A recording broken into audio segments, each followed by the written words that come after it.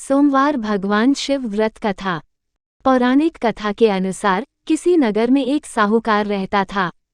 उसके घर में धन धान्य की कोई कमी नहीं थी, लेकिन कोई संतान न होने के कारण वह बेहद दुखी था। पुत्र प्राप्ति की कामना से वह प्रत्येक सोमवार को भगवान शिव का व्रत रखता था और सायंकाल शिवालय में जाकर पूरी श्रद्धा के साथ भगवान शिव और माता पार्वती की पूजा करता था।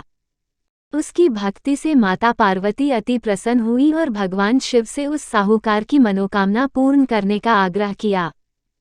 पार्वती जी की इच्छा सुनकर भगवान शिव ने कहा कि हे पार्वती, इस संसार में हर प्राणी को उसके कर्मों के अनुसार फल मिलता है और जिसके भाग्य में जो हो उसे भोगना ही पड़ता है।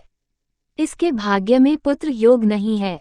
माता पार्वती के बार बार आग्रह करने पर भगवान शिव ने साहूकार को पुत्र प्राप्ति का वरदान तो दिया, लेकिन साथ ही यह भी कहा कि उसका पुत्र 16 वर्ष से अधिक जीवित नहीं रहेगा। भगवान शिव ने उस साहूकार के सपने में दर्शन दिए और उसे पुत्र प्राप्ति का वरदान दिया और उसके पुत्र के 16 वर्ष तक जीवित रहने की बात भी बताई। भगवान के वरदान से साहूकार को खुशी तो बहुत हुई, लेकिन पुत्र की अल्पायु की चिंता ने उसे परेशान कर दिया। फिर भी वह पहले की तरह पूरी श्रद्धा के साथ सोमवार के दिन भगवान शिव का विधिवत व्रत व पूजन करता रहा। कुछ समय उपरांत साहूकार के घर अति सुंदर बालक ने जन्म लिया और घर खुशियों से भर गया। बहुत धूमधाम से पुत्र जन्म का समारोह मनाया गया, लेकिन साहूकार पुत्र के जन्म से बहुत खुश नहीं था, क्योंकि वह पुत्र की अल्पायु का रहस्य जानता था। जब वह बालक 12 वर्ष का हुआ तो साहूकार ने उसे उसके मामा के साथ पढ़ने के लिए वाराणसी भेज दिया। साहूकार ने पुत्र के मामा को बहुत सारा धन दिया और कहा कि मार्ग में यज्ञ कराते हुए जाना और जहाँ भी यज्ञ कराओ वहाँ पर ब्राह्मणों को भोजन कराना और दक्षिणा जरूर देना। दोनों मामा भांजे यज्ञ करवाते हुए और ब्राह्मणों को भोजन व दक्षिणा देते हुए काशी की ओर चल पड़े। लंबी यात्रा के बाद मामा और भांजे एक नगर में पहुंचे, जहां उस दिन नगर के राजा की पुत्री का विवाह था। लेकिन जिस राजकुमार से उसका विवाह होने वाला था वह एक आंख से काना था। साहूकार के सुंदर पुत्र को देखकर राजकुमार के पिता ने सोचा, क्यों न इस लड़के को दूल्हा बनाकर राजकुमारी से विवाह करा दूं। विवाह के बाद इसको धन देकर विदा कर दूंगा और राजकुमारी को अपने नगर ले जाऊंगा। लड़के को दूल्हे के वस्त्र पहनाकर राजकुमारी से उसका विवाह कर दिया गया। साहूकार का पुत्र ईमानदार था और उसे यह बात न्यायसंगत नहीं लगी।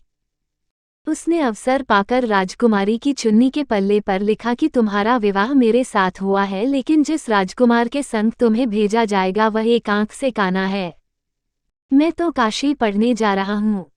जब राजकुमारी ने चुन्नी पर लिखी बातें पढ़ी तो उसने अपने माता पिता को ये बात बताई।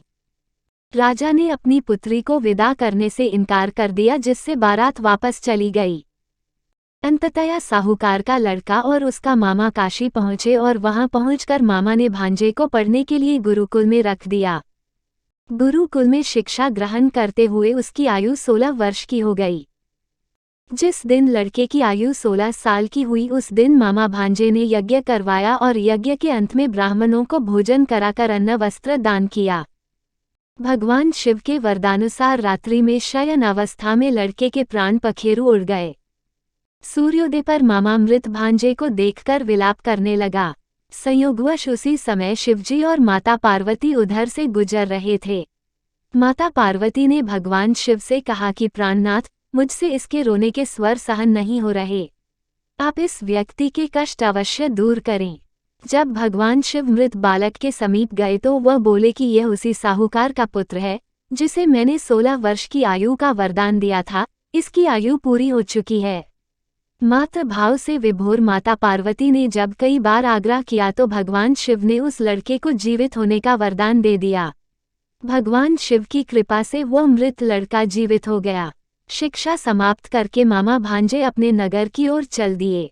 दोनों चलते हुए उसी नगर में पहुंचे जहां उसका विवाह राजकुमारी के साथ हुआ था। उस नगर में भी उन्होंने यज्ञ का आयोजन किया। समीप से गुजरते हुए नगर के राजा ने यज्ञ का आयोजन देखा और तुरंत लड़के को पहचान लिया। यज्ञ समाप्त होने पर राजा मामा भांजे को महल में ले गए और उन दोनों की आवभगत की और बहुत धन वस्त्र आदि देकर उन्हें राजकुमारी के साथ बड़ी धूमधाम से विदा किया।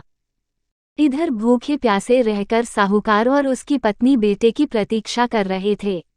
उन्होंने प्रण कर रखा था कि यदि उन्हें अपने बेटे की मृत्यु का समाचार मिला तो वह दोनों भी प्राण त्याग देंगे, परंतु अपने बेटे के जीवित होने का समाचार पाकर वह बेहद प्रसन्न हुए। वह दोनों अपने मित्रों के साथ नगर के द्वार पर पहुंच गए। अपने बेटे और पुत्रवधू राजकुमारी को देखकर उनकी खुशी का ठिकाना न रहा। उसी रात भगवान शिव ने साहूकार के स्वप्न में आकर कहा, हे श्रेष्ठी, मैंने तेरे सोमवार के व्रत करने और व्रत कथा सुनने से प्रसन्न होकर तेरे पुत्र को लंबी आयु प्रदान की है। इसी प्रकार जो कोई भी सोमवार का व्रत करता है या कथा सुनता और पढ़ता है, उसके सभी दुख दूर होते हैं और समस्त मनोकामनाएं पूर्ण होती हैं।